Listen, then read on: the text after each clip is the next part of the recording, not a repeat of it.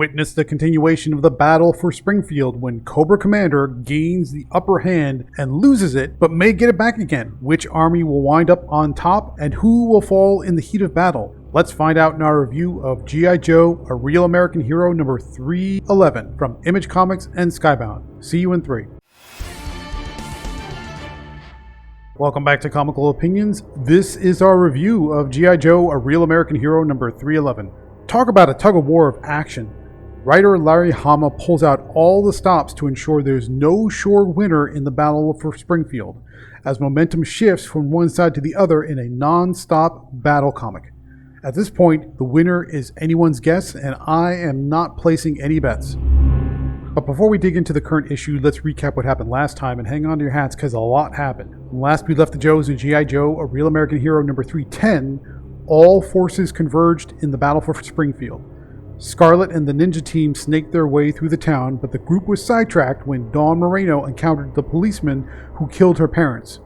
Zoltan and the Dreadnoks fought their way through Serpentor's mutants, but Zoltan was forced to form an unlikely alliance with the Joes when the Baroness was critically wounded during the fight.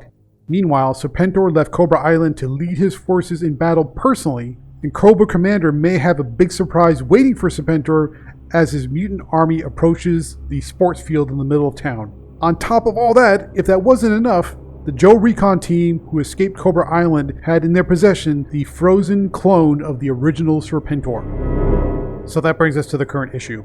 In G.I. Joe, A Real American Hero number 311, the battle for Springfield continues.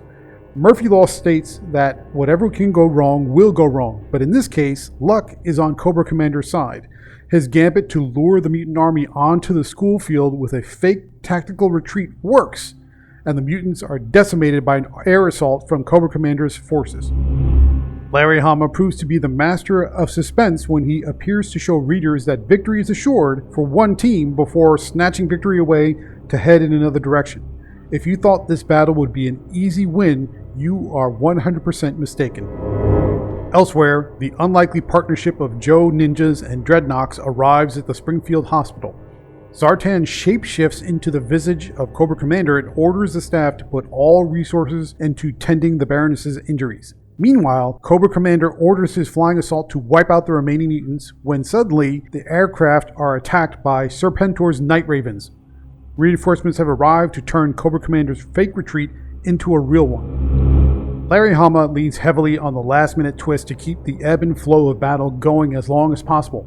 Instead of drawing out the fight with a stalemate or a very, say, stubborn ground game, Serpentor's arrival is a smart way to extend the action while keeping it interesting. Serpentor lands on the battlefield to press the advantage. Suddenly, Serpentor's Night Ravens take heavy fire from the arrival of Destro and his army of well-equipped mercenaries.